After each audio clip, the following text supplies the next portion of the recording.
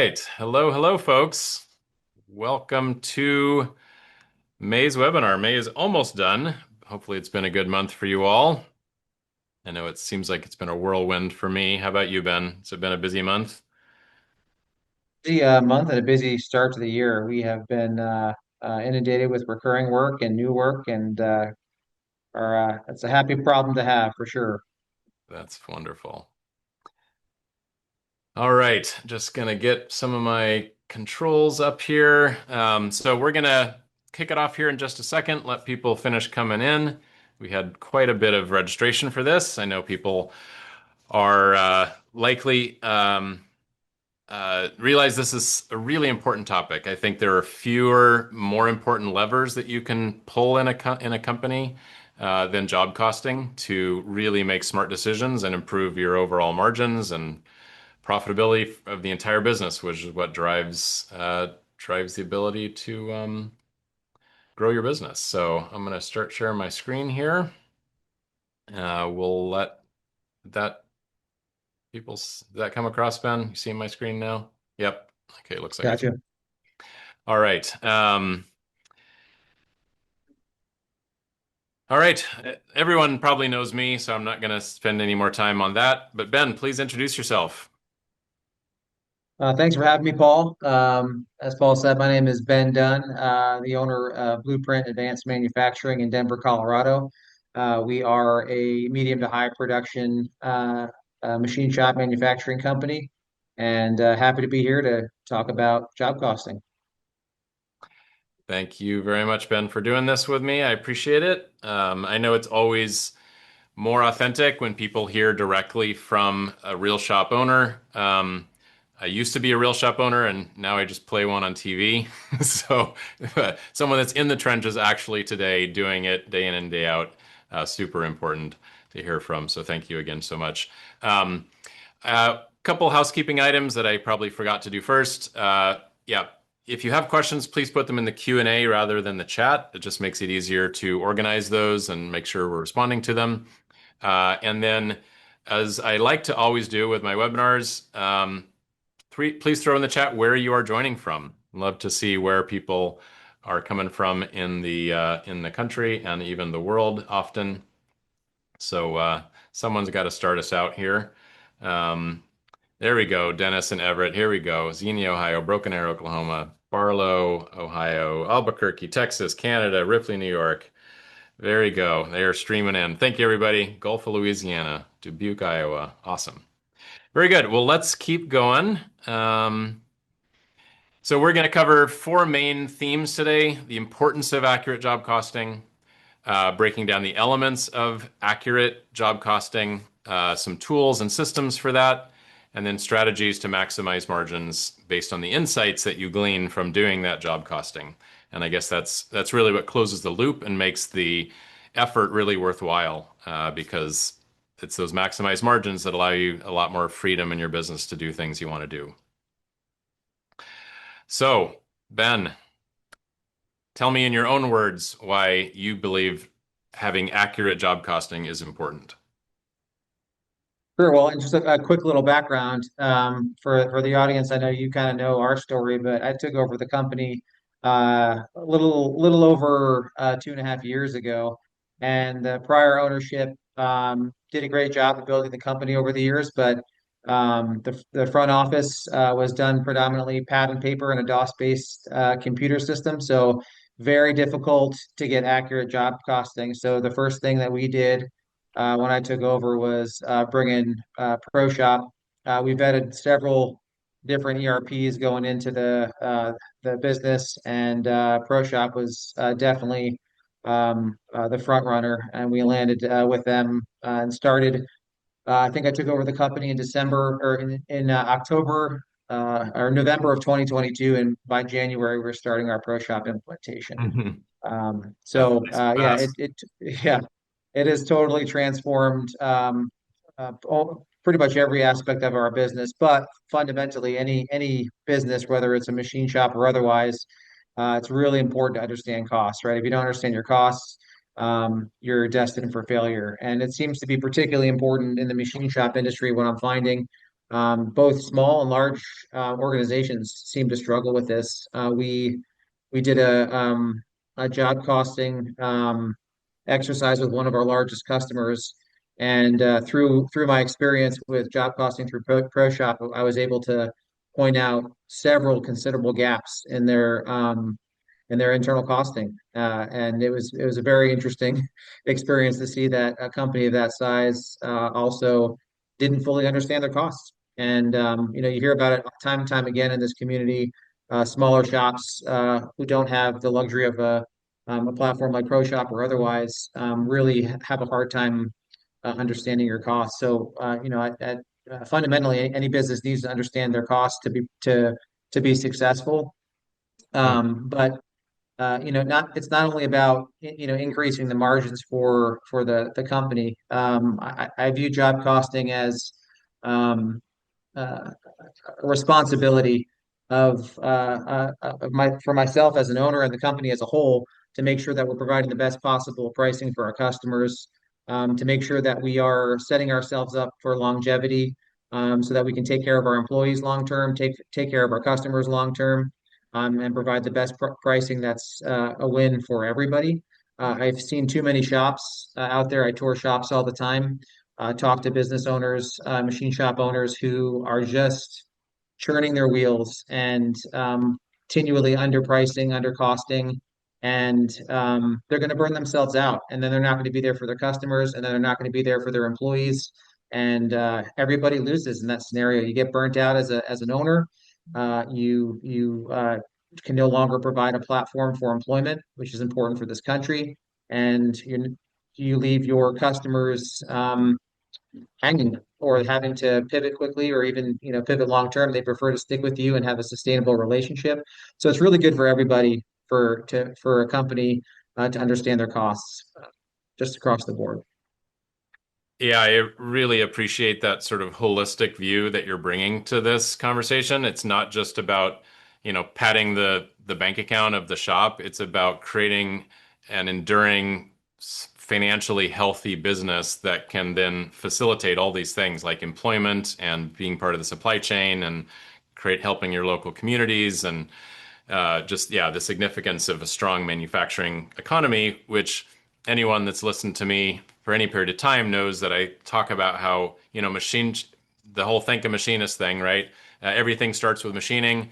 You can't get away from any modern product that isn't somehow related to machining. So it really is like the bedrock of that economy. And the bedrock is strong and will not crumble when shops are reliably profitable. And that starts with job costing, right? If you truly can't understand where your costs are going, you can't price things appropriately, so that you're competitive, but you still have a good margin to contribute to growth. Yeah, so I couldn't agree more with you. So the couple of bullets here, profitability starts with precision. We'll talk about the importance of how to collect that data, why it's important to collect it. We'll obviously talk about how ProShop helps collect that data in a pretty simple and easy way.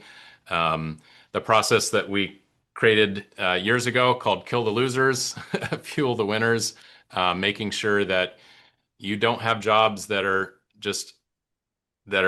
kind of torpedoing your overall profit because you don't even know how much they're costing you, right? I've always talked about the Pareto principle very much applies here.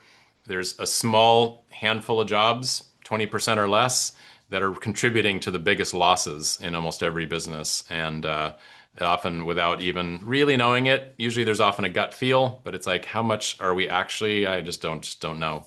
So we'll talk about why that is important. And yeah, I think the responsibility is important. Because even just within the bounds of the company, I'm sure pretty much everyone on this webinar, cares about their business, wants to do a good job for their employees, create opportunities, create advancement. And without reliable profits, it's really hard to do that. So if you take that role of being a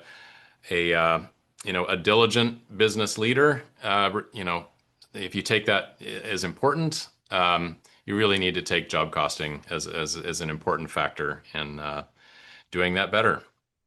Paul, can I just add on to that a little bit? Yeah, Um, by all means. So the just today, I had a conversation with one of our smaller customers, who is a very small business and is very tight on their finances. And so I had mentioned to him we had the historical data for the production run that we did a couple years ago for him. And at first glance, I said, "Hey, this is looking like we're way too low on price, or it looks like we're losing money. But let's do one more production run, see how things actually end up landing, and better understand our costs, and we'll reevaluate." So I kind of gave him a heads up that this may be a price increase may be coming.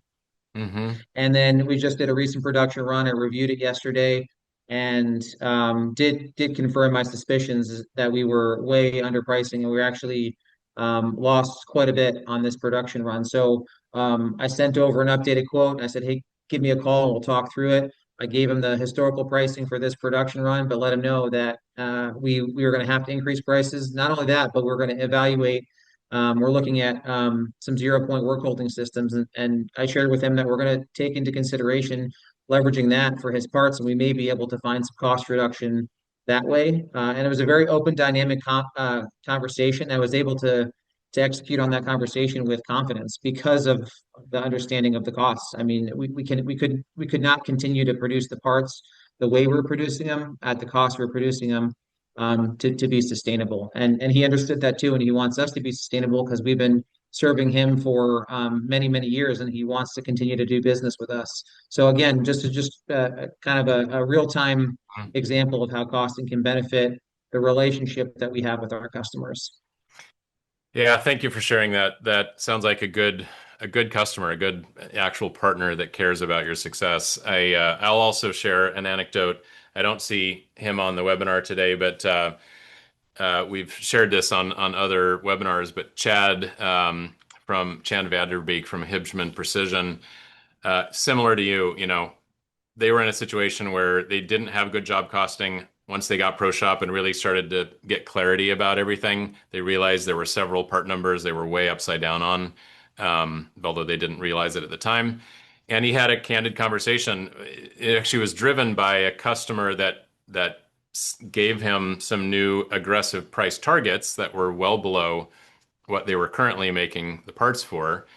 And so that spurred, really looking into those, realizing that they were actually underwater on the old price, not even the new target. And so rather than, agreeing to that or just saying, "Oh, I need to hold my price," he's like, I actually need to raise the price. So again, had a very open, candid conversation. I think they even shared a ProShop screen, and it's like, "Here's what you spent, here's what you pay, here's what we buy for material, here's our labor, here's how we do it, here's our cycle times, here's where we are with a negative margin, and I need to make at least, whatever percentage profit."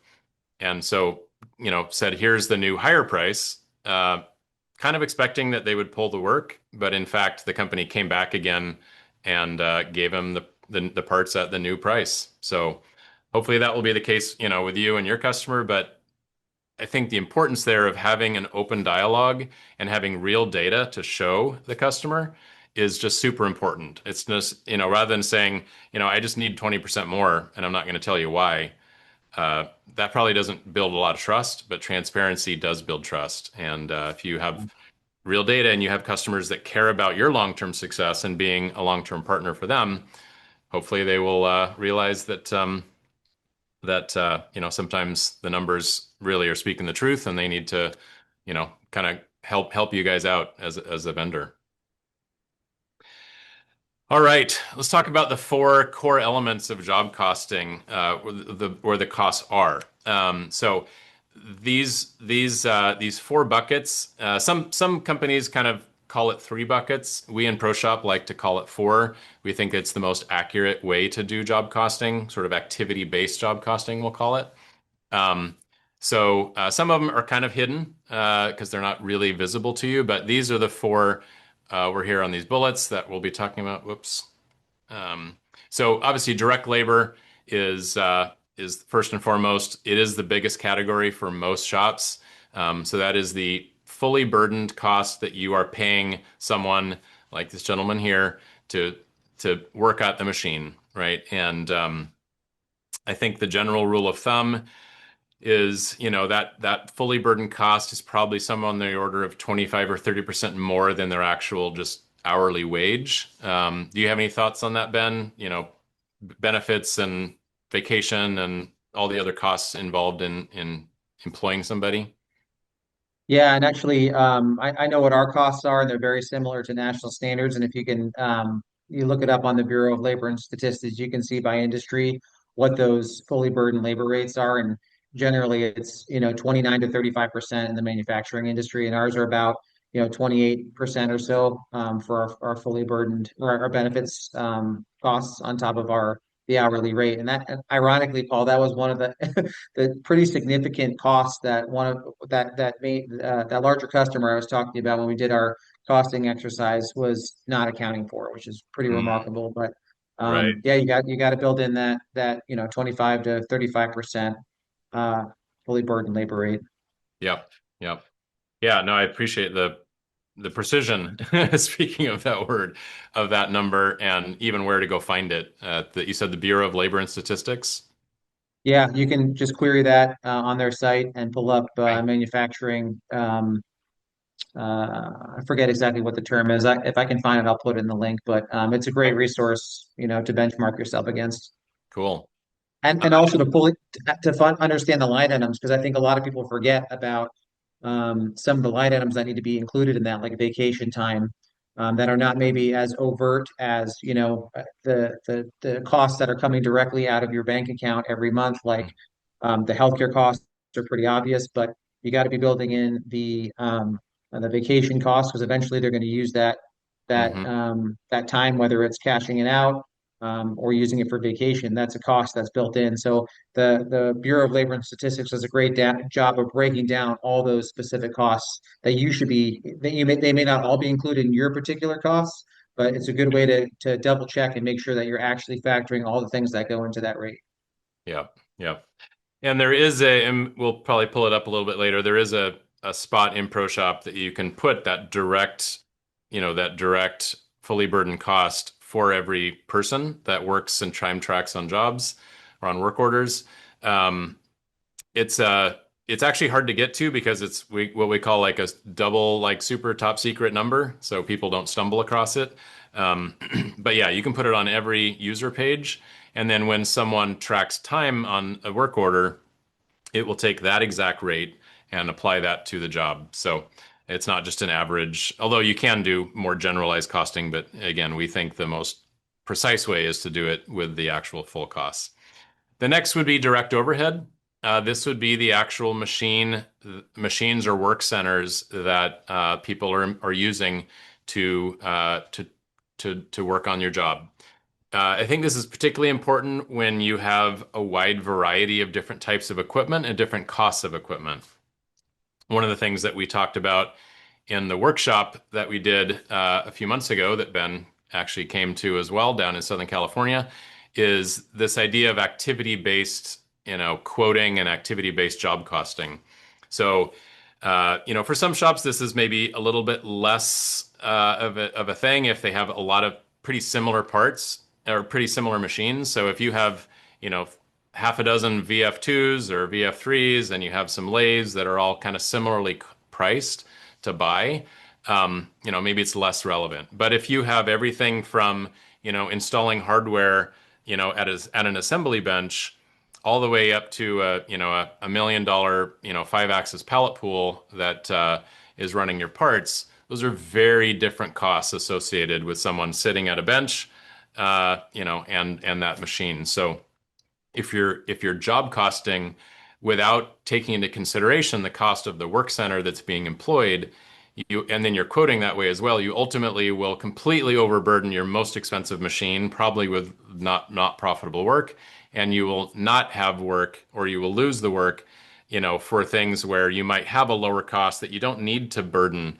a job at $50 an hour for a direct labor if it's a direct overhead cost if someone's literally putting helicoils in at a bench or they're doing deburring or some cleaning or polishing or something like that where it's just really just a person, a little bit of floor space, a bench, and some hand tools.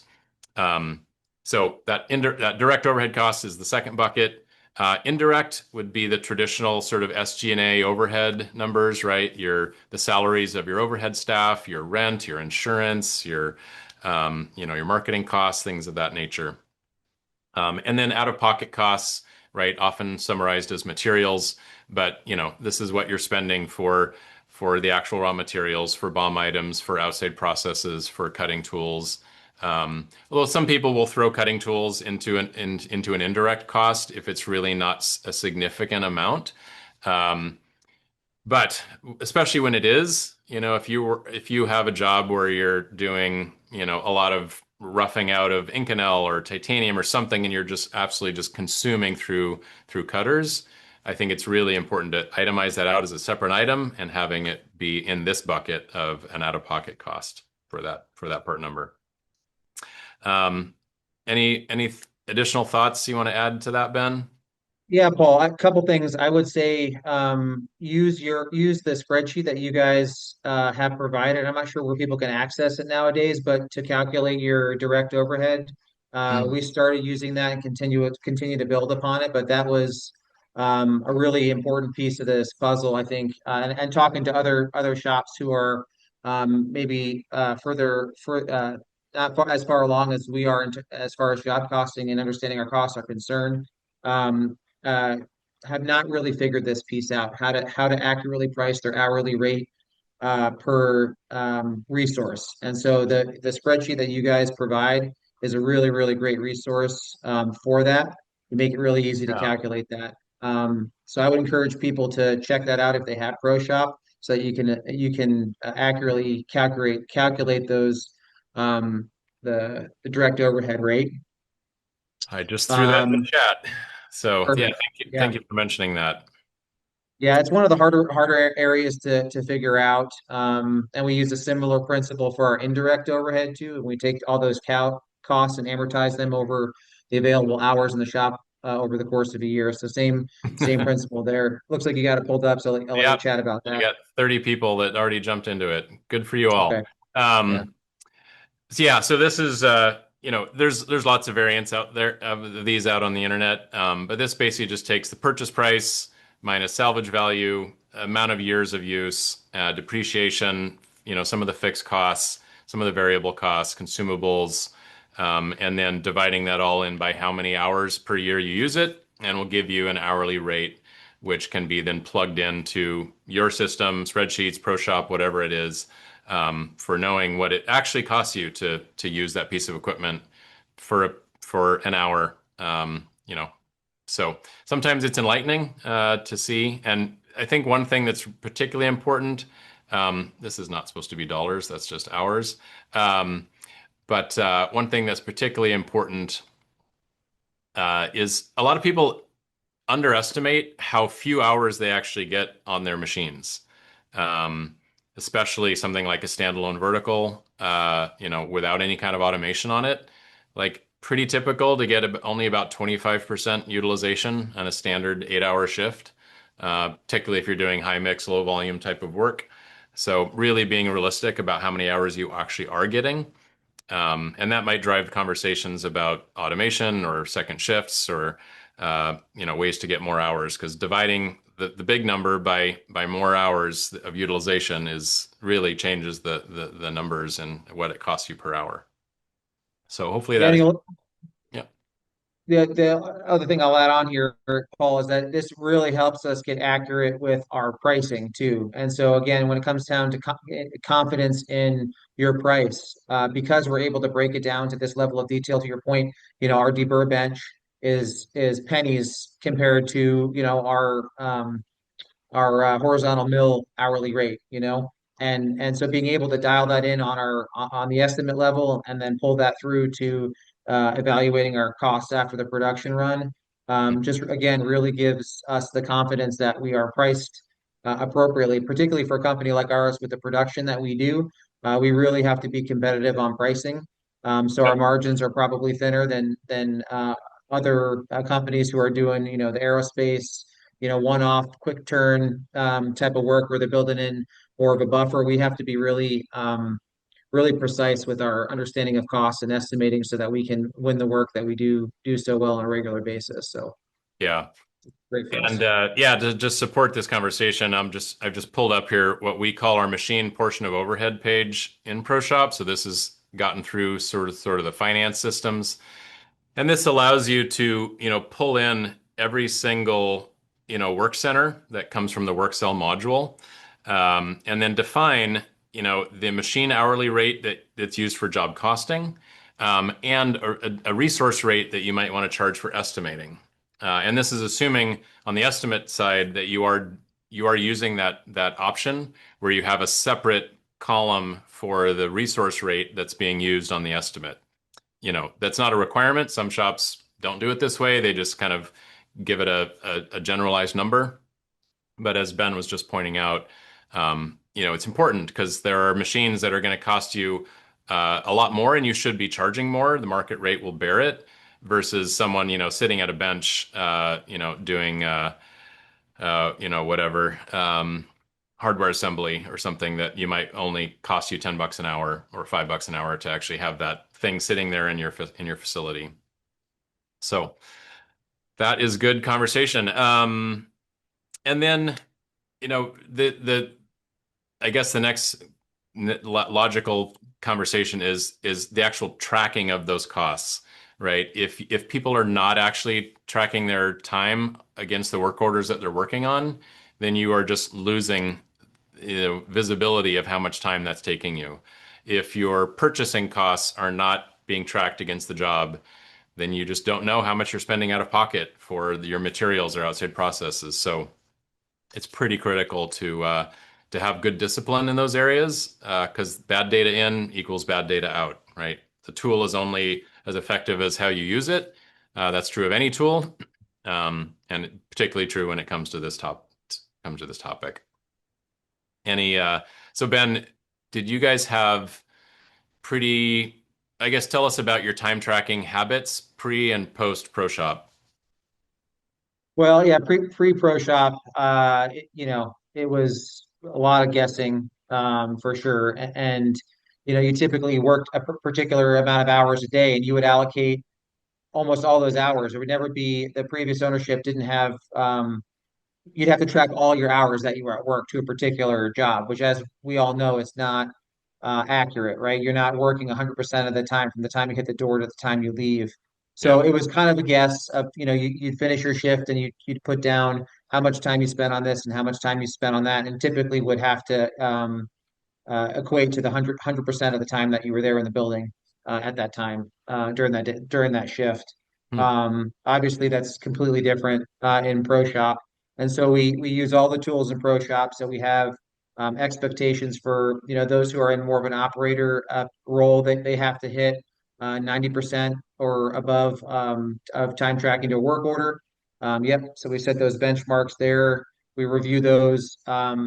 At annual reviews and check-ins and as more frequently as necessary. But for the person who's truly just operating a machine, we do expect 90% or greater for that, and we do track that on a regular basis.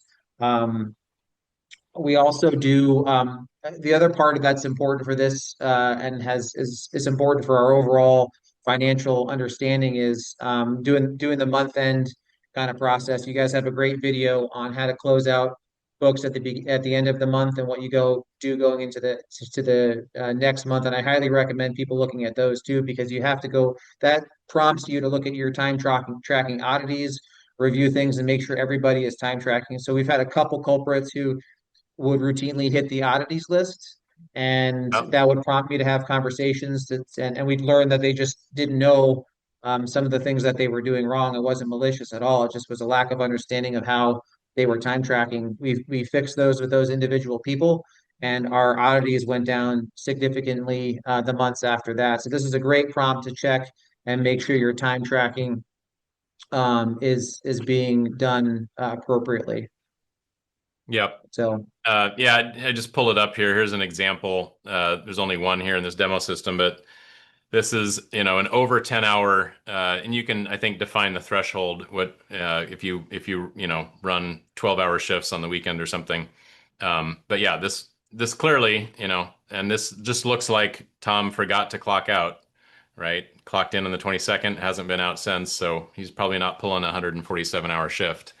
If he is, he should go home.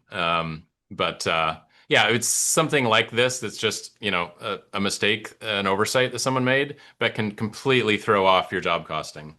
Um, and and there's lots of things that will trigger something to be on here, including someone editing their time tracking a bunch of times.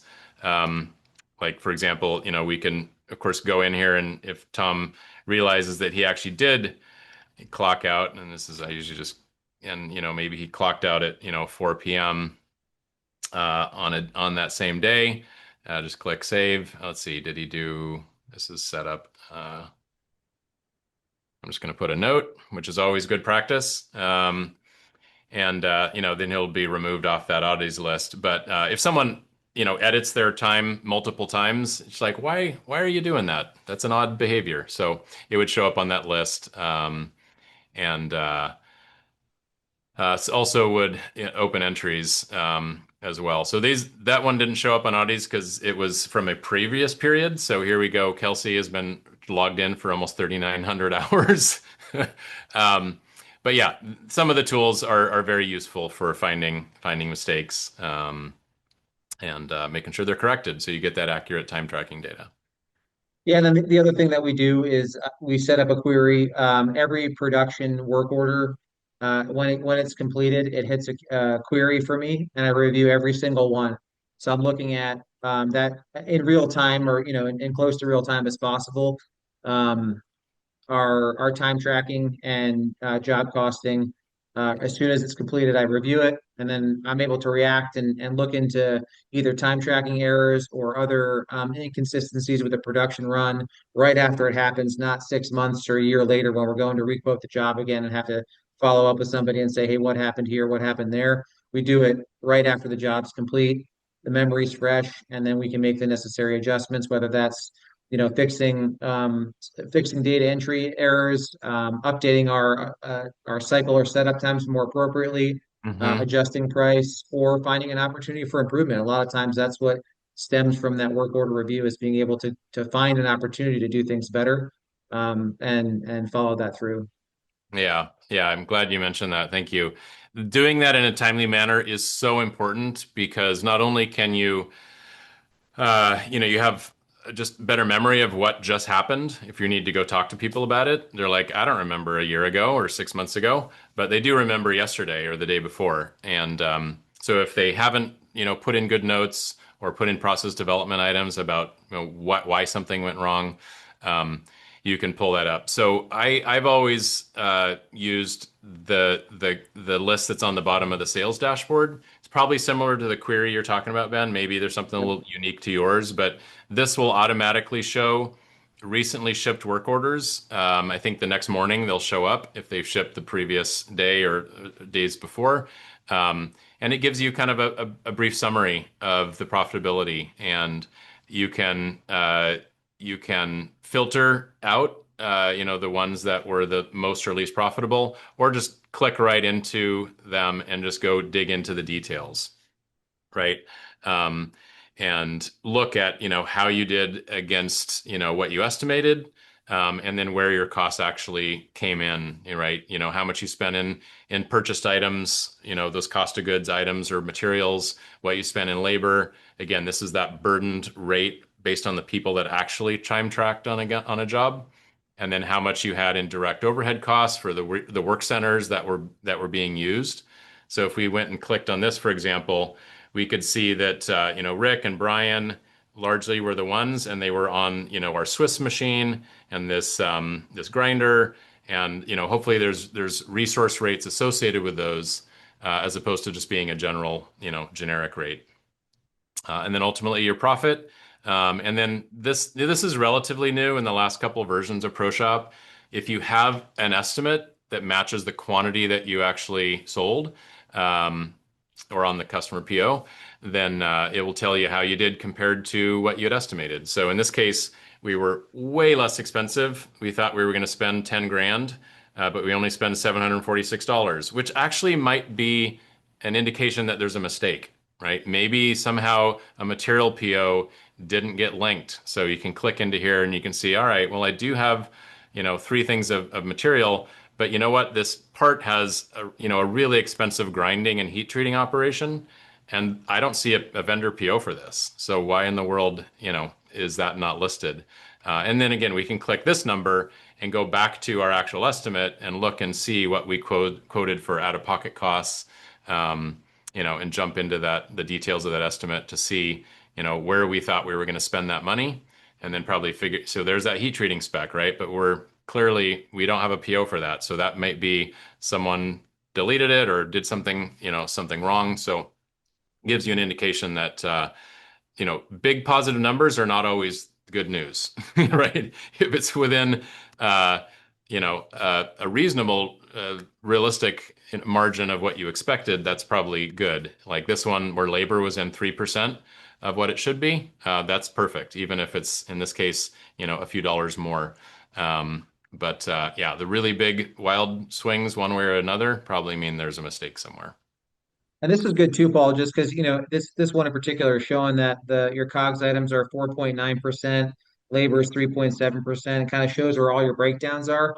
Sometimes, when we had to raise prices over the past couple of years, anybody who's in the industry knows, a large reason why that has happened over the past several years, and it wasn't necessarily attributed to material costs, right? I mean, there was Mm. some of that, but there was a huge increase in labor costs across the board in every area of the country. And Yeah. so a lot of the price increases had to do with labor cost increases. So the conversation started with, well, how much has the material cost gone up? And I really tried to explain to them that's really not the crux of the issue. It's labor costs.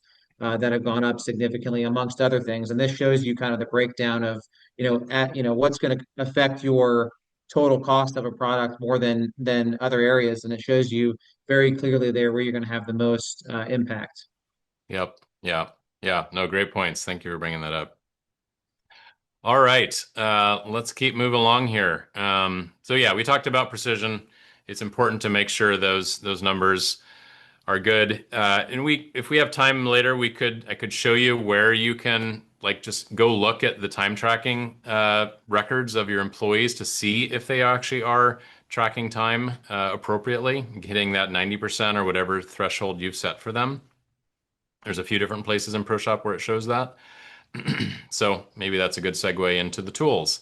Um, so obviously, it's really hard to do this on spreadsheets, right? That would just and in fact, that's how we started at ProCNC. We started with spreadsheets, and we realized that these are not working well enough. They're not going to scale as we grow the company, and that's why we built ProShop in the first place, because we couldn't find anything else we thought did it well enough. Um, so somewhat self-serving, but I think it really is true. It would be tough to do that with spreadsheets or even paper cards. I know there's still shops out there today where people have a paper time card and they fill that out and then they hand it in, and then someone in an administrative role possibly takes that and enters it into some kind of system, whether it's a spreadsheet or a database. But then there's that lag time, Ben, as you talked about. Uh, you, it's not all that helpful to learn a couple weeks later, or a month later, or more that you actually lost money on this job, because the sooner you can, and ideally, and there's other tools in ProShop to actually try to identify losers before you're even done with them, so you can actually change the outcome before it's completely done. So yeah, those systems again provide that instant insight and the ability to actually keep up with that. Because I know that I've heard over and over again, it's like, we're just trying to get jobs out the door. I don't even have time to go crunch all the numbers and try to find out if we actually made money. You really need it almost delivered to you on a silver platter, like, here's how you did, right? You don't need to go assemble a bunch of things. The numbers, if the inputs are correct, should just show right up for you in that query that you built, or the sales dashboard, or a tool that just says, here you go, filter it by the worst or best, and then just dig in and see, rather than spending hours trying to assemble the data to even have an insight to look into. Yeah, and I use all the time. I use the temp profit and the work order and shop progress. Again, let's not wait till the end, like you're saying, Paul. Let's not wait till the end of a production run to realize that we're losing. If we have an opportunity to intervene before we get to that point, let's do it. And we do that on a daily basis, is review that um, shop progress dashboard and see where we need to step in or have somebody step in and help us get back on track. So in a way, it's real time uh, job costing, real time profitability evaluation, so that you have an opportunity to. I mean, it's amazing to use that to be able to intervene in the middle of a production run as you see it sliding.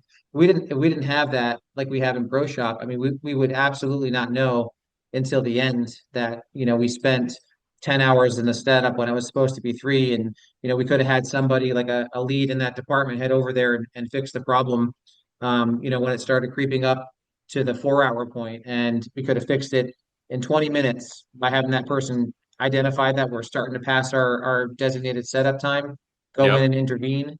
And suddenly, instead of a 10-hour setup, we've caught it before it happens, and we've minimized that to only an hour beyond what we expected it to be. So we use that and intervene all the time. So again, it's important. It's kind of a little bit off the topic, but it's an important piece to tie in with this, because it does give you that ability to minimize a loss before it happens.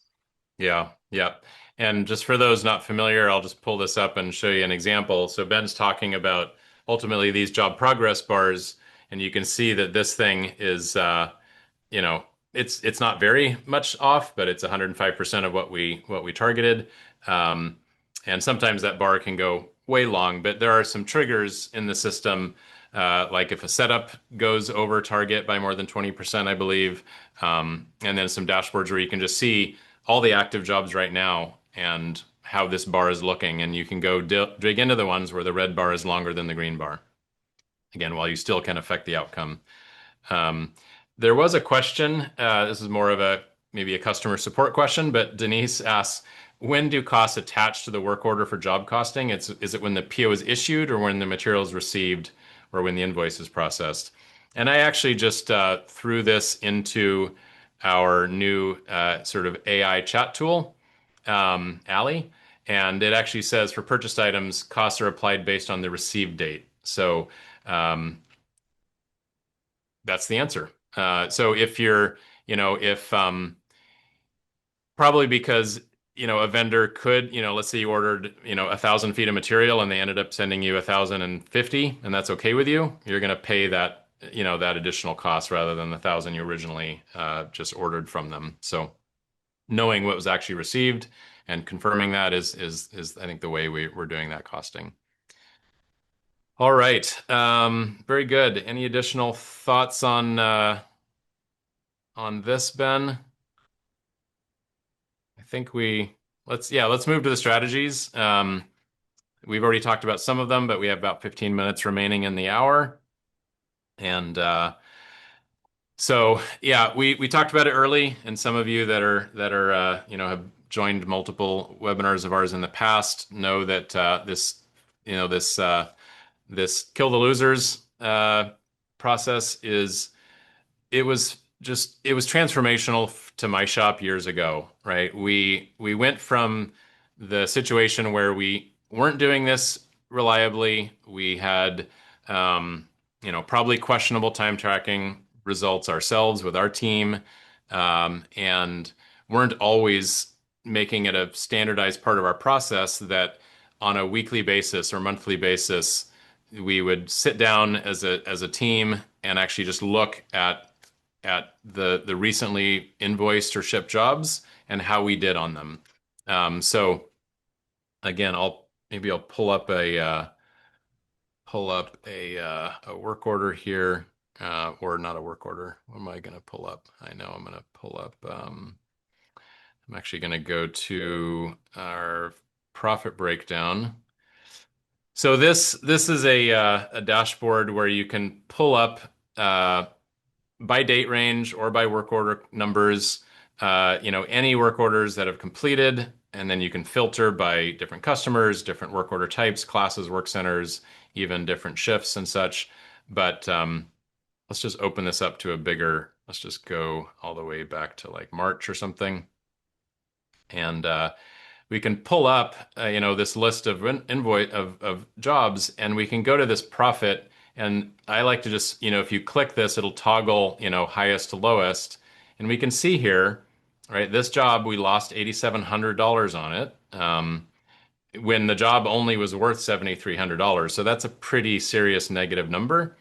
It really probably is worth figuring out what went on with this thing. So we can click on that. It looks like we were not terribly, like, we did pretty well on our cost of goods for labor and items. We were definitely over on our gross profit. But some of the weirdness coming down here is probably going to direct us to some settings that are probably not right. And these are just as important to figure out than the actual, labor and out-of-pocket costs that might have gone sideways. Um, and from here, we can kind of drill in and figure out what actually is the problem. And, there's basically there's a few paths you can don't go down when you realize, assuming that, let's assume that all the settings are right and we have our actual overhead costs understood and our machines have a reasonable rate associated with them. But if the problem really exists up in this area, up in your really gross margin, um, you can either, right, improve the process so you can make a margin at the currently priced amount.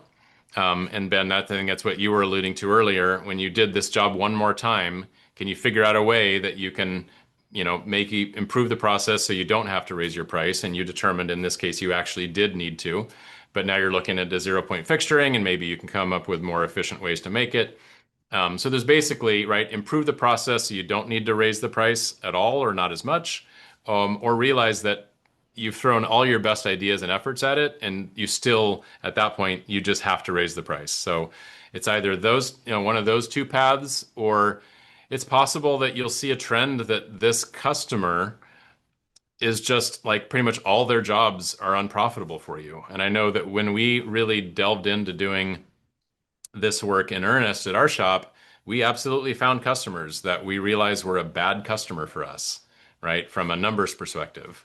And that often aligned with like our gut feel for that customer in general, like how much of a pain in the butt were they, or they just kept rejecting things even though it wasn't on the drawing, or whatever it might be, or they were just constantly pressuring you on price.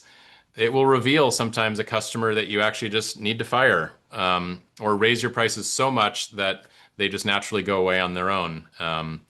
So yeah, it's this practice that I think that is the really important part. The work we've done up front to make sure we have our rates understood and we have good time tracking and we're getting all that data correct.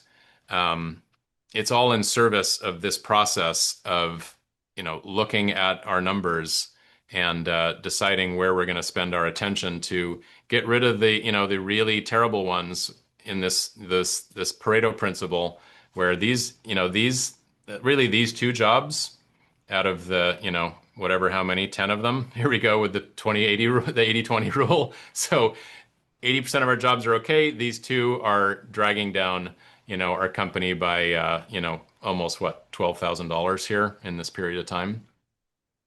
Any thoughts to add to that, Ben? No, it's just, I mean, we've done the same, and we actually have not had any customers that have irritated us so much. We're just going to raise prices on them. We have been fortunate to have, a good relationship with all of them, but we have lost customers because we're bringing up the cost to where they need to be. Again, it comes back to, it's not just to make the company as much money as possible. It's not that at all. We strive for profits that align with the industry expectations, and really for me, it's creating a sustainable business. That's part of the reason we changed the name to what it is now. I'm not going to go into the details of it, but part of the decision to choose the name we chose is to create a company that exists in perpetuity. We want to be there for our employees, be there for our local manufacturing community, and be there for our customers long term. And again, it comes back to that. If you're not profitable, then you're not going to be there for your customers. You're going to burn yourself out. You're going to spiral down. I mean, we've seen other shops close. We've seen foundries close. And I don't know exactly what's happening internally, but I can almost guarantee when it happens abruptly like that and there's not like a death, it just probably finally came to a head where financially they just couldn't sustain it anymore. It was one machine, one last machine that went down that they couldn't afford to repair. So, we all want to be there for our customers, and our customers want to be there, um, want us to be there for them. So again, it just comes back. I don't mean to belabor the point, but sustainability is very much important for the individual machine shop, but also for the industry as a whole. And I think when companies are underappreciating their costs, and underpricing their products, or their services, then ultimately it's adversely impacting the industry, and just creating a self-fulfilling prophecy where the outcome is not favorable for anybody. Yeah. Yep, and I think every shop out there has felt this, directly or indirectly. If you're not the shop that's underbidding, your work perpetually, but you are quoting against shops that are, and you get feedback from a customer like, "Oh, you're 40% high." You're like, "There is not 40% margin in this job. I can assure you that. I have pretty accurate information."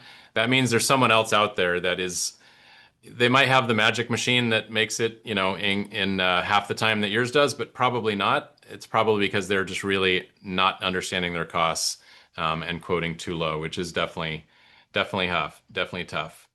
Um, Here's a great question. How do you stop shop floor employees from riding the clock on jobs without micromanaging them to death? Um, so basically, spending too much time on a job. When you say riding the clock, I'm guessing. So in ProShop, there's two main metrics as opposed to time tracking. There's job progress, which is how you're doing against the targets of the job, and there is time against work orders, which means how much you're spending on work orders versus time that you're not spending on work orders. And those actually act a little bit like a balance, like a seesaw. If you are, and maybe we'll just pull up a job to show the point. So when, and we'll open up this more detailed page. So if someone is trying to um, get their time against work, like that 90% number you were talking about, Ben, if someone's trying to make Yeah. sure they're hitting that 90% against work orders by staying logged into a job or overstating how much time they actually worked on the job, then that's going to negatively impact this page, right? It's going to say that the setup took them longer, or the running was like this one here. The running was, in this case, 480%, 418% of what the target was.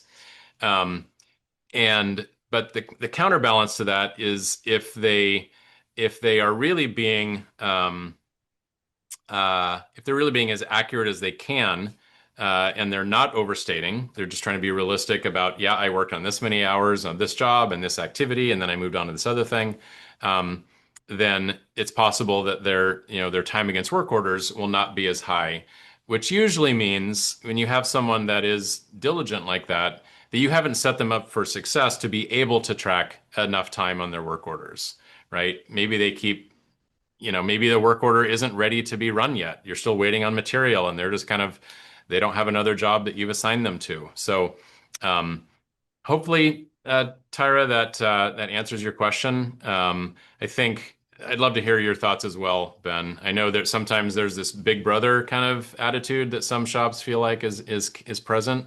Um, but there's ways to make sure that's not the sentiment. Yeah, so I would say just what you're describing, those are the two resources we use to solve this exact problem, Paul, is myself and the supervisors in the company are constantly evaluating the job progress dashboard or the shop progress dashboard. Whenever we see that red line creeping up, we dive in, and we dive in here. And then from here, you can go into time tracking and see if time tracking is exceeding your expectations. And the expectation in our company is whenever your time is exceeding what we put in there for the cycle time or setup time, you put a note in the note section when you're time tracking, and typically that solves it. There's something, had a tool break, it took 30 minutes to put a new tool in the machine, whatever it may be. It's My team is actually really good about putting those notes in there. Occasionally, I do have to go and have a conversation and talk to somebody and try to get more information about why it took so long. And again, those are all decision trees from there. Do you need to do training and education? Do you need to, is the cycle time unrealistic? But we use this dashboard as the starting point to know where we need to look. And then I do review on a monthly basis. I look at everyone's the value added numbers dashboard, which essentially shows, yeah, how everyone is time tracking in general, time tracking to work order. And if they're not hitting that 90%, I talk to them about it. And so those are the two tools you use are this time tracking section here by employee and the shop progress dashboard, and they keep everything in check. And the only thing I would add to that is just I share at least once a year why it's so important to time track accurately and hopefully convey to the team the benefit to them. If they're not time tracking accurately, again, we don't know if we're winning or losing, and that means there's less money available for pay increases, for bonuses. So I tie it back into how it actually affects them, and it does affect them financially. If we're not profitable, we're not going to be able to reinvest in enhanced equipment to make their jobs easier or more ergonomic. So all this stuff ties right into tracking time accurately. They've got to do that for Pro Shop to work effectively. And so I really try to highlight whenever I can why that's important to them, why that's important to the team, and why that's important to the company and to the customers across the board. And I think when you do a good job of explaining the why, it really helps people um, be diligent about their time tracking. And it does, it's so, and it removes a lot of that big brother piece. It's not because we're trying to micromanage you. We just really need to understand our costs. Yep. I love that. I love that. That's how I always advise. And it's about helping strengthen the systems of the company and understanding how people are working and what they're doing is the data you need to help build the systems. Never really pointing a finger at any particular person that they are not doing a good job or whatever. It's like if things are taking us too long, then we need to fix the systems about why it's taking too long. Maybe it is in our estimating process that's wrong. Maybe we're not kitting jobs properly and setups are taking too long. Maybe the work instructions aren't clear. Maybe you just don't have enough training in this particular machine, and that's not your fault. We just haven't delivered that to you yet. So yeah, really grounding it in good data to help build the systems to help the company improve, and they're a key part of making sure that's possible. That all just goes to help that out. I wanted to point out one other sort of dashboard that can be really useful.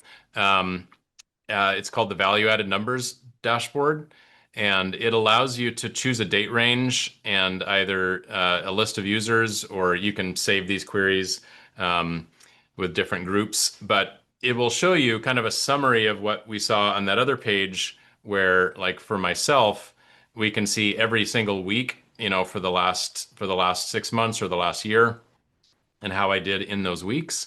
But it's taking that and just putting a bunch of people together in that time frame. Yeah, Adam, use it every week. Very good. And it'll just highlight, and it'll jump out in red. Like here, Robert is the only person that was not above the personal target that was set for them. So it helps you just kind of focus in on the areas that you might want to go have a conversation about or look into a little bit more, and that can be particularly useful. So thank you, Adam. That's good. And then I think that's about it.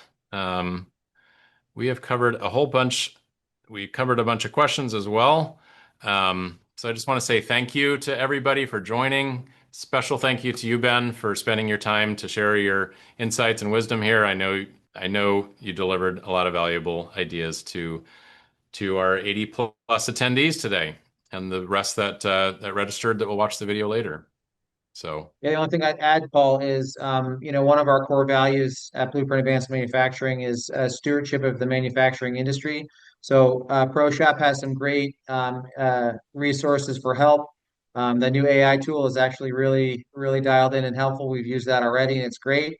But I'm also here. I'm happy to help anybody who's on this call. If you have any follow-up questions or if you want to just share screens, I mean, we do that all the time, both locally and throughout the country. My director of business development, Amanda, is also a pro shop champion. She was down in Nashville and actually drove out to a shop down there to help out.